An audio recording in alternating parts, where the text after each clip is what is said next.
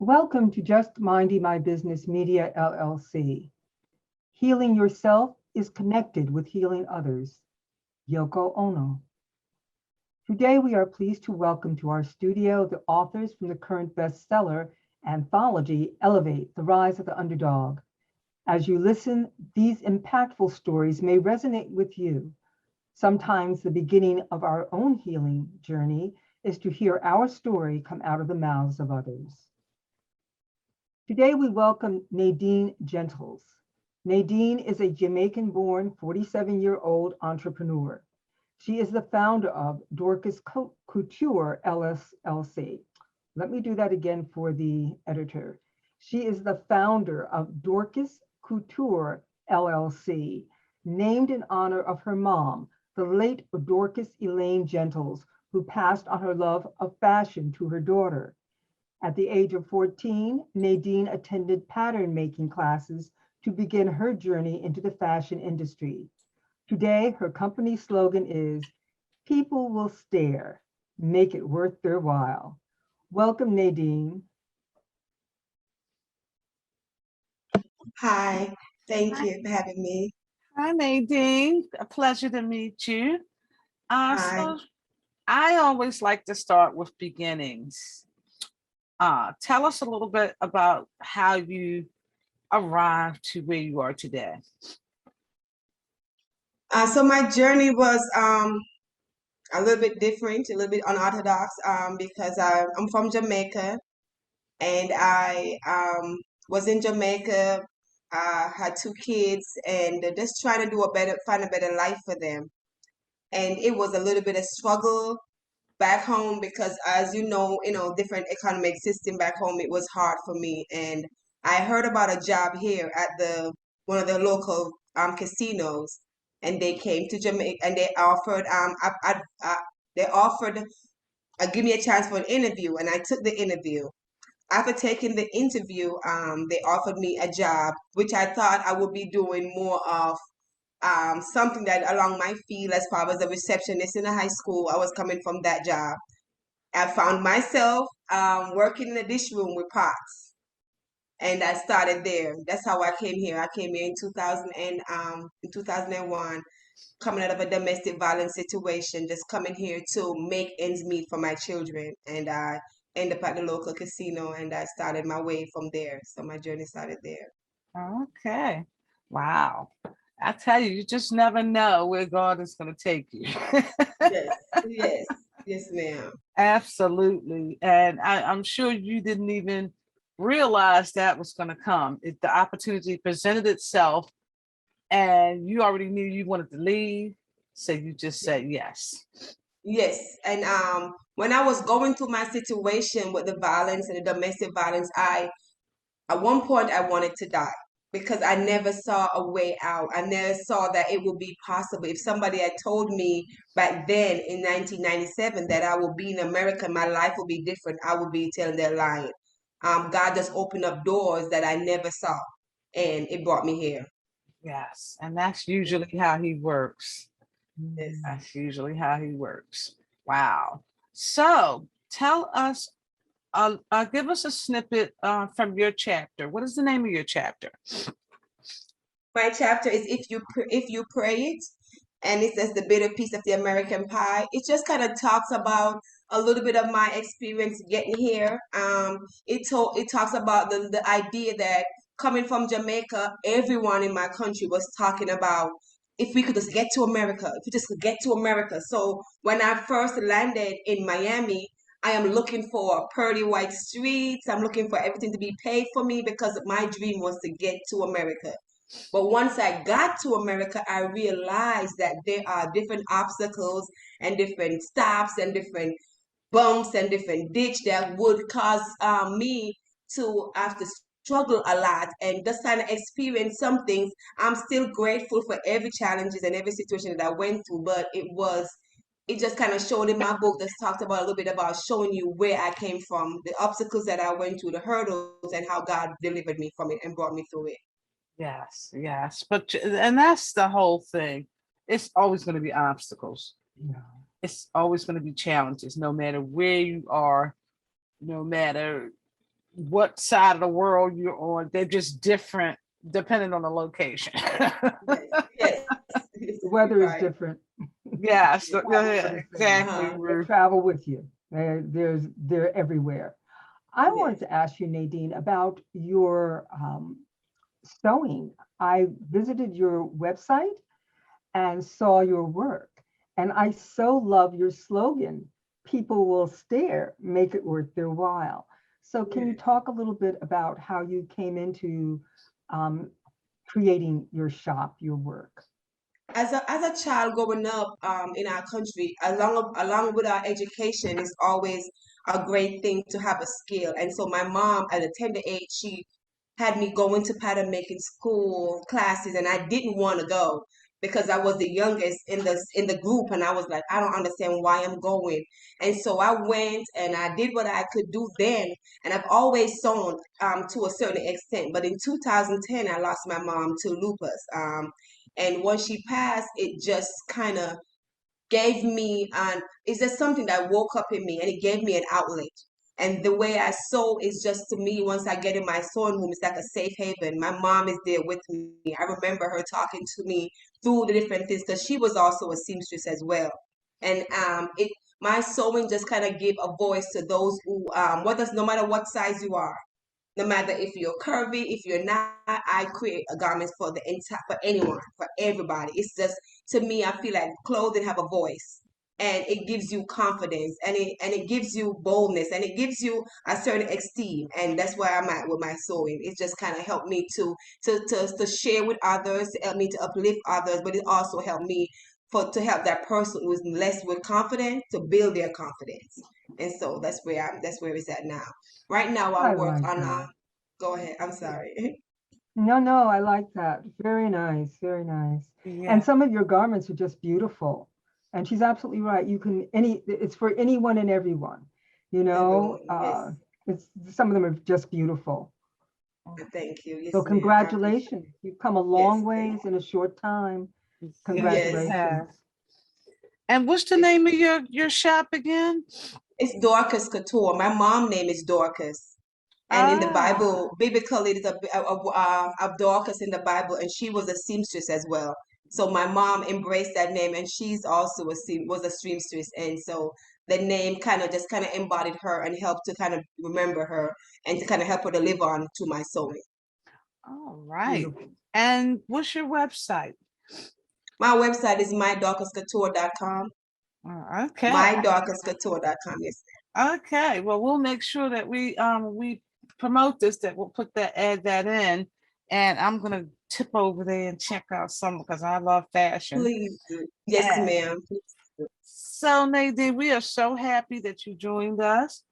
And we are looking forward to, now that we've met, to see how our lives are going to intertwine Yes. in the next chapter of your journey. So Yes, we ma'am. Thank you, thank Miss you Ida. so much, and we're looking forward to reading your chapter in the book. I appreciate you having me, guys. Thank you so much. You're You're so very, very welcome. God welcome. bless. Thank God you. bless you all. Our next guest is Jacqueline Hall. She is 47 years old, a native of Biloxi, Mississippi. She is a licensed early education teacher who attended the University of Southern Mississippi. Due to her many life experiences, Jacqueline decided to rededicate her life to Christ, not because she had to, but because she was ready. Jacqueline is the CEO and founder of Soul to Soul Inspiration Ministry, recently renamed G. Marie Ministries. Welcome, Jacqueline. Thank you. Hello, how are you? Yes, welcome, Welcome, welcome. welcome. Hello, So, ladies. beginnings, my dear. How did you get on this road? Oh, it's been a road, but God has led me here. And I guess it was a surprising road trip. Just different people has led me to connect to different people. So I'm still on that road, but thank God I'm still having to make stops here and there to get where he's taking me. Absolutely. So tell us about your ministry. My ministry is an outreach ministry, international outreach ministry, where everything's mainly out in the vineyard. You know, God tell us to go out in the vineyard and teach and preach his word. And so for probably about 7 years now, I've had that ministry where I feed the homeless. I have a t-shirt ministry as well, Connected, which I have Godfidence. Each year, which is coming up in November, I have a conference, whether it be men's conference, women's conference, or overall conference, where we just try and spread the word of God, save souls, inspire. And my foundation was started on Facebook, where God had me doing Bible study, a weekly Bible study. And it turned from Bible study to teaching, and then from teaching to preaching. And then now I do inspirational word, a weekly inspirational word, just to touch the hearts of people through God's scriptures and words. Wow. Wow. So what's the name of your group? I mean, how do people connect with you to get involved? It's online. I have it's on page. I have Instagram and I have Facebook. Okay. And you can connect with me on both, where I have Soul to Soul Inspiration, and then on Instagram is Soul to Soul Inspiration Ministry. Okay. Soul to Soul Inspiration. Okay. Yes, and I also have my J. Marie Ministries, and it connects to my J. Marie Boutique. So I have a business and a ministry in one. And in that business is where you can sell the t-shirts and get a little bit more information as well on the website. Oh, okay. And what's the website? The website is www.jmariesbootcloset.net. Okay. All righty. So you got a lot going on in Yes, terms ma'am. of, saving people and giving people inspiration. So that's definitely huge. So your chapter in the book, what is the name of your chapter? My chapter in the book is called Love, Hate, Love. Wow. And it's kind of a questionable chapter, because people like, do you love, hate to love? So it's and when God gave me that name of that chapter, I instantly wrote it down, because if you look in the chapter, you would see that the first love is in lowercase letters, and then we go from hate, but then the second love is capitalized. And because of that is because the lowercase love is when that type of love, we don't know who we are. We don't know what that love is. You can't even describe love being young. And so many times we get confused with love when we're young and growing up. So in my particular chapter, we're talking about love as a child, as a teenager, thinking that I was in love, wanted to be loved, having love shown to me in different types and ways, but not knowing that that was not love. But the love that was given to me made me hate the person. It started me to identify hate more than that love. I started to really act out more when I was in that hate place. And so from that place of hate and playing tit for tat and going to jail and having fights and things like that, I had to spear my way into the love, capital LOVE, which now where God is coming into position and identifying himself, and now showing me what that was before is not what you have now. This is a love that I can show you how to get that love that you wanted when you were little, to get the love that you desired, to get the love that you wanted. Because as a little girl, I thought that's all that I needed and wanted. I craved for love in so many different places and atmospheres, but I didn't know what it was. And I don't know why I wanted it so much as I did. But in doing that, I had to go through a whole lot of bumps and bruises and ups and downs to get to the capital LOVE. Okay. And that's an interesting way to put it. Yes. I never thought about it that way, but you're right. When we young, we don't know what love is, really. Right. We really don't. Right. We have no reference. I mean, our parents, if we were fortunate enough to have loving parents, then they showed us in their actions and the things that they did for us. But when you become, if you didn't have that, then you really don't know. Right. And in each chapter, in each part of the book, I go into definition of those terms, of those 3 words. Before you can read the book, you get to know what those words mean.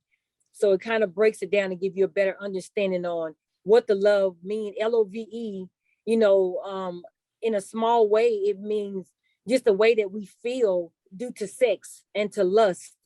Like you said, there's the parent love, things like that, but it's not the love that we need to live by, because we don't even know what it is. It's something that we can't understand until we grow and mature. Yes. And it's about growing spiritually before you can really understand what love is. Because if you Right. listen to the world, what love is not love at all. Right. It's Exactly. romantic love, and somehow sex and love have gotten all intertwined. They're Yes. two different things. And unfortunately, if you don't have that kind of love from your parents, that unconditional love, Right. you will go out looking for something to fill the gap, because Yes. everyone wants love. Everyone, that's a natural human inclination, is to want to be loved Right. and to be able to love. But if you haven't ever had love, you cannot give what you've never had. Right. So, And that's why, yeah, I'm go sorry. ahead. That's why so many women as well as men, receive that type of love, because you don't know the difference. But whatever they give you and issue you think that's what it is, and you think you have to take it and accept it. For so many years, it's all that you know, until you know something else better, and then you know how to leave that environment. Mhm. Wow. Love is a big topic. We say love, we use the word loosely, Right. but in itself, I would say that honestly, probably 99% of all humans on the face of the earth today have no idea what love is. Absolutely. Mhm. Wow. Absolutely. I think that's a good topic to definitely expand upon, because Ruth, as you said, you're right. Most people don't know what it is. Right. And there's something you have to grow to know. You have Right. to learn. You really have to learn it. Yes, you have to do Really some Right. do.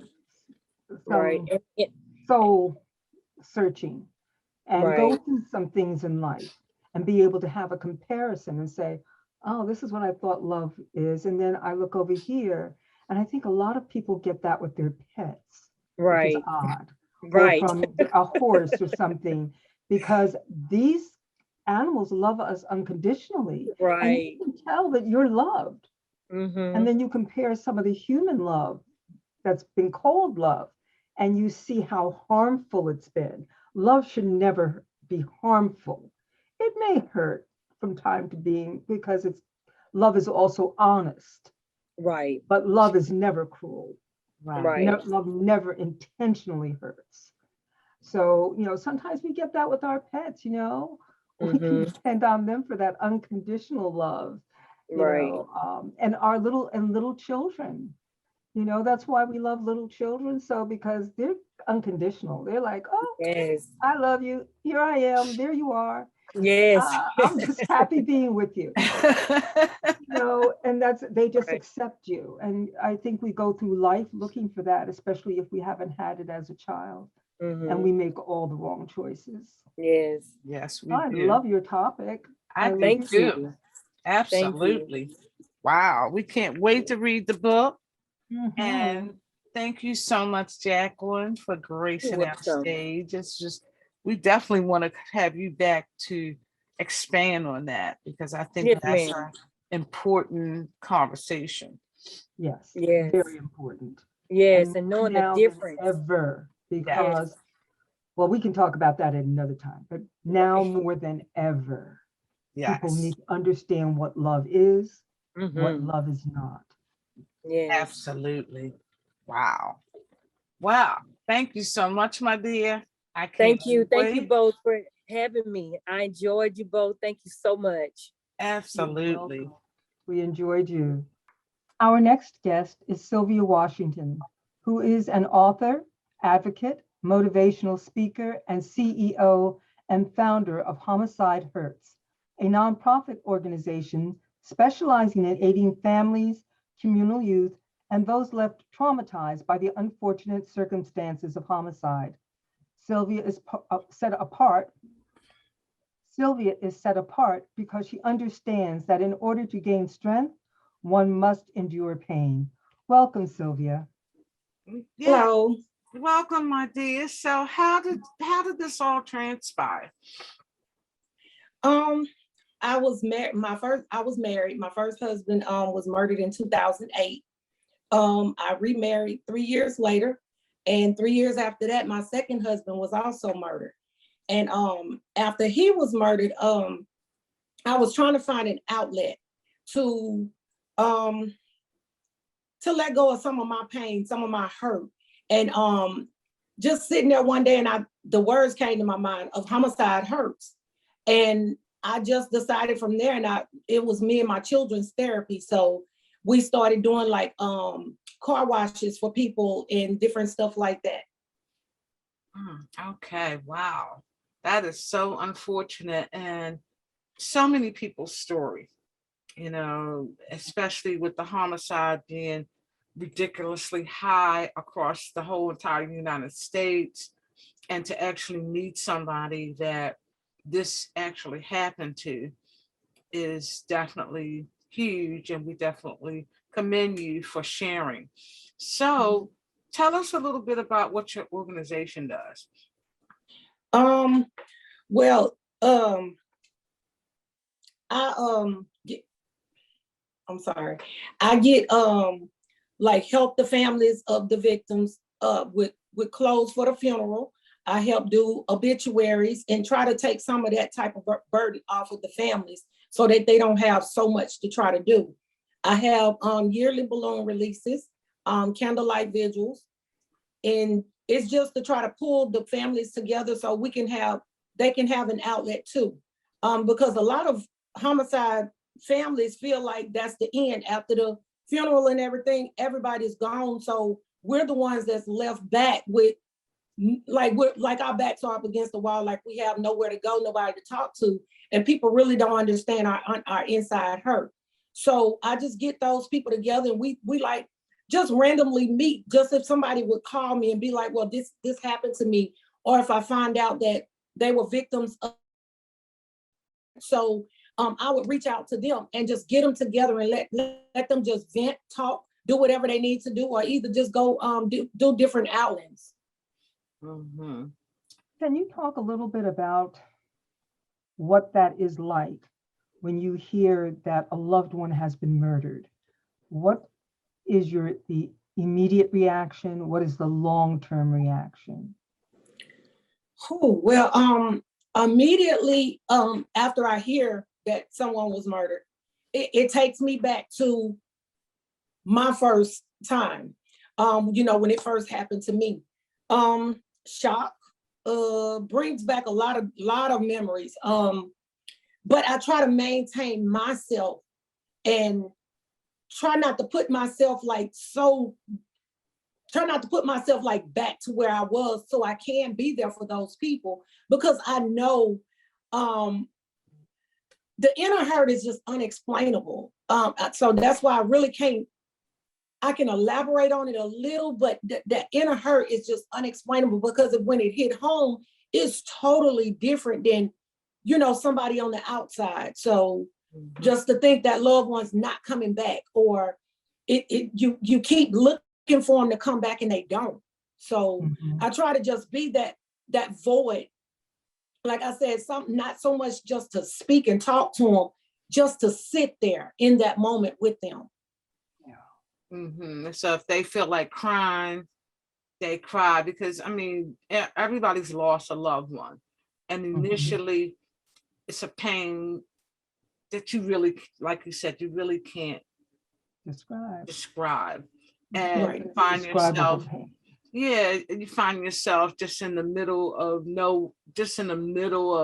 pretty much nothing, just busting out crying, you know, stuff like that, because you get a memory of that person and you just immediately start bawling. Because, yes, ma'am. And it's like a heaviness. But for somebody that is like close, like a really close family member, it's even worse. Oh yeah.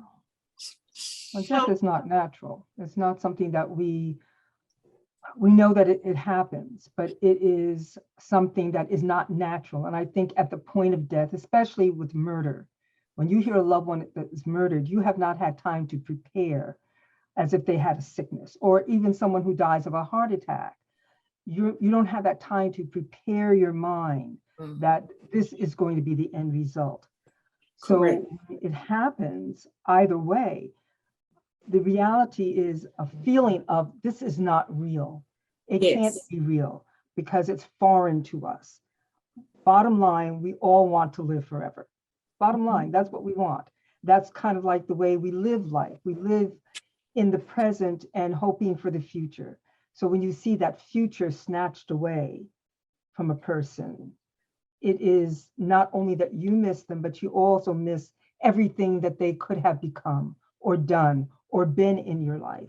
So it's a very, I think it's one of those topics, and I commend you for even stepping into this, because death is always a trauma. I don't care whether you're prepared for it or not. And it's someplace where someone needs to stand in the gap, which is what you do. You stand in the gap, knowing what it is to have someone lose a loved one through homicide. Death itself is unnatural, but homicide is just clearly not acceptable. We cannot mentally accept homicide. So what you do is very, it's commendable, and it must take a lot from you. How do you take care of yourself so that you can take care of other people in this situation? Well, that is a good question. At first, it was like, it was a numbness. Like I didn't, like you said, it's just an unexplainable feeling. So by me having small children at the time when my first husband was murdered, my baby was only 2. So I was in school and I had, I had 2 months left to get my associate's degree. So I was like, I didn't know to go, to not go, to sit, cry, because I mean, you just go through different emotions. So with that, by me having my children kept giving me something to do. So I was always tending to them. So I was never just in that moment where that I can just sit and cry, or I can just sit, scream, or do something like that. So I was always taking care of them. Plus my studies was on my mind, and I had to finish my studies, which I did. I got my associate's degree 2 months after my first husband was murdered. And like I said, my children were the one that kept me afloat. And to go through it the second time, I don't think I know for a fact that I hadn't healed. So to meet my second husband reminded me so much of my first husband. So I was drawn to him, and my children loved him. So that's what pulled me to him. And our relationship went quickly. So when we got married, it was like, okay, well, you know, I can get through this moment. So, but when he was murdered, it was like, okay, what are the odds of this happening twice? Like, what did I do to deserve something like this? So I went back into my moment of depression. I didn't know how to feel. I was hurt, sad, mad, all over again. And this went on constantly. So what I finally did, like, and by this time my children were older, they were teenagers. And so I started, I've always worked out. And when I got out the military, so it made me push more towards trying to, okay, well, let me start going to the gym twice a week now. And let me run 2 days a week now, rather than going to the gym once and running once. So instead of, I pushed my running days from 1 mile, I would start running a mile. And that mile turned into 2 miles, maybe 3 miles. And I found myself feeling better. So my way of coping through for the homicide and being there for everybody else, I have an exercise regimen. I go to the gym 2-3 days a week. I run 3 days a week. And when I run from 2 to 4 miles. And it relieves so much stress. And now I have a full-time job, so that gives me an outlet. So I can stand in the gap for other people. Mm-hmm. Wow. Wow. Yeah, that deserves a wow. Yes, Awesome. that is wow, for sure. So your chapter in the book, give us a little bit of snippet about what you talk about. Yes, ma'am. Well, my chapter in the book is called I Can Only Write My Story. And the reason I chose that chapter is because the homicide, for one. Because like I said, nobody can explain the hurt that I feel. They can sit and try to elaborate on it or be like, well, okay, you get over it, but you don't know how I feel. So with that being said, I started journaling and writing, just different things about how I felt throughout my life. And it took me back from when I was a little girl, when I was ashamed of my skin complexion. And I was always darker than everybody else. So the kids at school used to call me names, and went back from that name, being name called like that, to then these things happening from when I got older and, and to my adulthood, all just going back to all of those different things that happened to me, that nobody else can tell my story like me. So that's the reason I chose that title, that I can only write my story.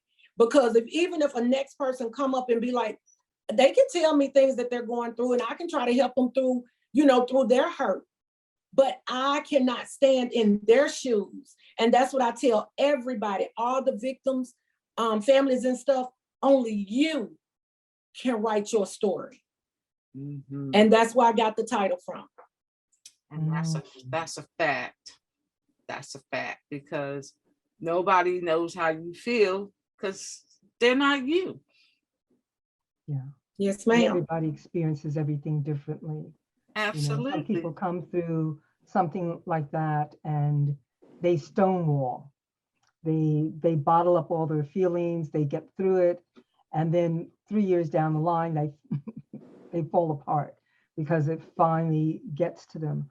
Other people are immediate, their reactions are immediate, but everybody reacts in some way.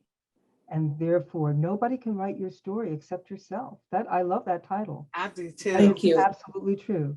No one can write my story because they don't know it. They didn't go through it. They didn't have the feelings. They didn't have the experiences. Like you said, they might empathize. They may even sympathize. They may even identify, but they can't write my story and I can't write theirs. Yes, Each one of us has a unique story. So true, so true. So if people want to get in contact with you, with your organization, how do they do so? I have on Facebook, it's called Homicide Hurtzz, and also through my personal Facebook page, I'm Sylvia Washington on Facebook. I'm in the process of trying to get a website built because it's now building so much and so many more people are reaching out. So I'm in the process now of trying to get my website built. Oh, okay. Okay. Well, wow. So you know that what you feeling, what you went through, there's so many other people that gone through the same thing, and your story is definitely the light for somebody else, for sure. Well, we can't wait to read your chapter because we know it is definitely going to be impactful. And Sylvia, we definitely applaud you for your courage and your bravery to step out and tell your story and then help others get through their hurt as well. Thank you. So Yeah. thank you so, so much. Thank you for having me. Cynthia E Fields is a mentor for high school girls, best-selling author, motivational speaker, organizational strategist, certified coach, mental health advocate, and an exemplary leader with a quintessential vernacular for achieving high results through organizational leadership. Bringing over 15 years of professional experience in human resource management, Cynthia knows the importance of performance management, culture enhancement, and employee engagement. Welcome, Cynthia. Yes, welcome, my dear. Hi, Hi, how are Hello. you? I'm great. How are you? Good, good, good. So tell us, how did you get on this road? Well, it's an interesting journey. It's really a spiritual journey that I engaged in last year. I call it my spiritual wilderness, where I found myself unemployed and found that out right before the pandemic happened. So February, unemployed, not really knowing what I was going to do next. March, the pandemic hit. And so I was at home a lot. I'm just kind of examining myself and trying to figure out, like, what am I supposed to be doing with my life? And so I did a lot of soul searching, a lot of praying, and I asked God to really show me what he wanted me to do with my life, because I wanted to be more deliberate about my purpose. I had determined through that wilderness that I was just kind of like by happenstance doing things. And I had gotten to the point where I was solely focusing on me. Like, I can do this, and I've done this, and I've accomplished this, and what can I do next? And I was leaving God out of the equation. So I went to him in prayer at the end of the year, and I said, you know, these are the things that I want. One is to become a published author. One is to engage in motivational speaking. And at the end of that prayer, I said, but in consideration of what I want to make sure that I'm doing what you want. So please use me the way that you want. And then in January, I was introduced to Karen Crockett Cherry through one of the conferences that she hosts. And she introduced me to Dr. Yolanda Jerry, who was a visionary author for a book called My Walk Past Hell. And it was through that connection and through networking that led me to Misty. And I was really drawn to Misty's book because of the title, Elevated, The Rise of the Underdog, because I felt like that. And I kind of talk about that in my chapter. I talk about being bullied in elementary school, all of elementary school, which was a horrific experience, but it carried over through adulthood, and it really impacted how I saw myself, my self-esteem, my feelings of worth. And it's taken me like decades to get out of that. And I wanted to write about it because I see so many stories about kids today who are bullied and they end up taking their lives, you know, and to get to that point, it just really saddens me because I was there, you know, in their shoes, really feeling depressed about the names that people were throwing at me and them trying to convince me that I was unworthy. And so I just wanted to write something, you know, for individuals who may be going through it, or they have children that are going through it, being bullied, just to really let them know that no matter what these kids are saying about you, what man says about you, you are worthy, and God has created you for a very specific divine purpose that only you can fulfill. So, you know, hang in there and just persevere and prove these naysayers wrong. So that was kind of a shortened road to how I got to where I am. Absolutely. And I think we've all been bullied. And you're so right. Bullying when we was coming up didn't involve internet or social media. Right. So it is 10 times worse now. Yes, And it is. then you also have bullying in the workplace, which is even more devastating. Mm-hmm. Mm-hmm. So I And I think, experienced that too. yeah, I think it's at various different levels. Children, they don't have the strength that we have to overcome that. But as Right. adults, we also get bullied. Right. And I find that happening on the workplace more than ever because, number one, you need your job to be able to take care of your family and your 30-day commitments. And Exactly. it becomes just as devastating on the job as it was in school. Mm-hmm. And Mm-hmm. that should not be. No, it should not be. Certainly, as adults, we should have grown enough to have a sense of, well, at least respect for another human. Mm-hmm. Give them the same respect that we would want to receive.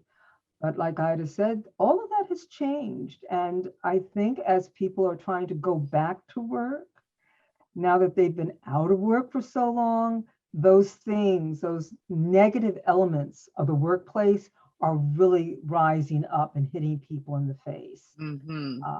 Everybody was all upset because, they weren't going to work. Now people are going back to work and going, why was I in such a hurry to get back to work? Some When people I don't want to left go back. Right. That's why so many Exactly. people are not going back. They're Right. coming up with alternatives. But I Right. think that's really interesting, that bullying in the workplace, that's another topic. That's a topic really worth is. exploring. And and I didn't realize that. So through the writing, I realized that this terrible, toxic boss that I had, that I left my job to get away from, she was actually an adult bully. Yeah. You know what I mean? I hadn't really labeled it as that until I started writing. And I was like, oh my goodness, this carries on into adulthood. It's not just No, adolescence. Yeah. it's very true. And I think every company has one. Mm-hmm. Every company has one. Mhm. And it's something that, as it's hurtful, it's wrong, it's hurtful, and it leaves a mark on people. It does. Exactly. Like the kids that I was talking about, some of them take their lives because they feel like they can't deal with it anymore. Like their situation is hopeless. It gets to that extreme, or they endure it. And then, like you said, they have these scars that they take with them into adulthood, like myself, into adulthood. And I mean, honestly, before I wrote my story, I hadn't really understood how much of an impact it had on me negatively and how I was carrying it around. Because, after a certain point, especially as an innocent child, you begin to believe what these kids are saying because it's a part of your development. So if they're telling you, you're a failure or you can't do that or you're not good enough, at some point it starts to sink in, or at least it did for me. And then into adulthood, I was still carrying that around and just like, I thought it was a fight within myself, like, oh, I don't have enough confidence, what do I need to do to get that strength to push myself forward? And then I was able finally to make that connection that a lot of it stemmed from that whole bullying process that, that I had endured. So I always say to people, that's a saying, sticks and stones may break my bones, but names will never hurt me. That is so untrue. Yes, Names it is. hurt, words hurt, and Yes, they can have a more of a long lasting impact than the sticks and stones. you're absolutely He's a right. wonderful, wonderful doctor. I don't know if you're familiar with his work. His name is Gabor Mate. I don't know if you've heard of him, but he talks about childhood trauma and all the things that it leads to in adulthood. And yes, he's a person worth knowing or knowing about. He does a tremendous amount of work in that field, and his own life is exemplary. And he is really honest about what's gone on with him. But he talks about childhood trauma, and bullying is part of childhood trauma. Mm-hmm. And it will go with you through the rest of your life until someone helps you to look at it and Right. accept it as trauma. You Right. know, we tend to, we've labeled it, but we don't say it's trauma. Right. It's trauma. You've been traumatized. And for some people, they've been traumatized all through kindergarten, Mhm. grammar school, middle school. Mhm. And then they're so used to it by the time they get to high school, it's just like, oh, well, this is the way life is. Right. Yeah. This is my life. You know, you Uh-huh. figure this is how my life is in comparison to everyone else. Yeah. Right. Mhm. And Wow. that's what's causing so much suicide because, like Yep. Ida pointed out, they can get to you any way they want to. They can text you. Right. It's just unbelievable. At least when we were children, it ended at my front door. Hmm. When I got home, that was the end of it till the next day. Right. You know? Yeah, you didn't have to And look they weren't online coming and past read my mother about on it. the weekend. So it was okay. Yeah, and that's what I thought about too when I was writing. I said, well, gosh, I mean, at least one of the blessings is that I was able to leave it because my bully was on the playground at school. So at least I was able to leave it there. You know, I didn't Mhm. have to deal with it at night or during the weekends. I at least had that window of escape. But now with social media and phones, you know, it's like it's not just limited to that one person or a small group of people bullying, you know, it can grow into this monster and you're never able to escape it. Yes, very true. And what's the name of your chapter, Cynthia? The name of my chapter is Shine Bright Like a Diamond. And the scripture that I use is Matthew 5:14. You are the light of the world. A city that is set on a hill cannot be hid. And I named it that and picked out that particular scripture because of how I was targeted negatively growing up, I didn't want attention. So I would do as much as possible to blend in with everyone else. And that manifests itself in me silencing myself. So I grew up being very quiet, very shy. And so a lot of times I could get lost in a room. And so even engaging in an interview like this is something that never would have happened even a few decades ago because I didn't want the attention. You know, I'm like, if I talk, you know, people are looking at me, and if they're looking at me, they're going to find something to pick on me about. And it's just going to start all over again. So I lost my voice. But I really, honestly, when I say this, I mean it. I did not make the connection until I started writing. So, and you know, it was just so therapeutic because I didn't realize a lot of the details of the bullying experience that I had suppressed and how it had been holding me back.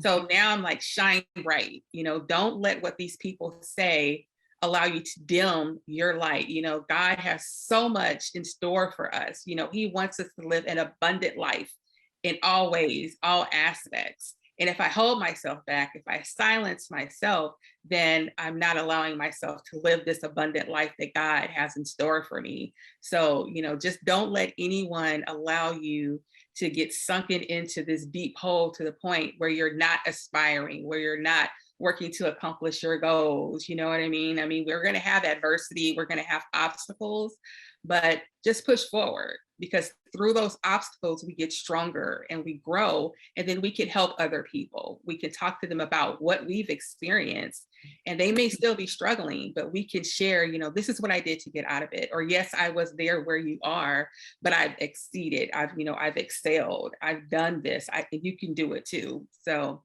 Absolutely. yeah. Wow. You are a blessing. Whoever bullied you, shame on them because you are a beautiful soul. So we definitely appreciate having you and thank you because just those words that you just said, it's going to change somebody's life. Thank you. That's my hope. That is my hope. Thank Yes, you so much. absolutely. Well, we're going to bring all of the ladies back. And this has been awesomeness. I we really enjoy doing this work because we get uplifted as well through the conversations and just listening to you and you telling your story, you know, and I was bullied as well. I think we all been bullied. I think I it's still just, remember her name. I know. I can still remember where she lived. And I'd be so glad because she had to walk home her route home was further than mine. So I got to get off the path, so to speak, and let her go. I beat my way to that door. Wow. So, ladies, this has been an awesome, awesome collaboration with you all. You all bring so many different unique perspectives, all very meaningful, all very uplifting, and all that will change somebody's life when they hear it. So we really Amen. appreciate you gracing our platform, and we can't wait to share this with our audience. Sure. So thank you so much, and keep doing what you're doing, because you all are the light of the world. Thank you. Thank you. Thank you. Thank you. So much. Absolutely.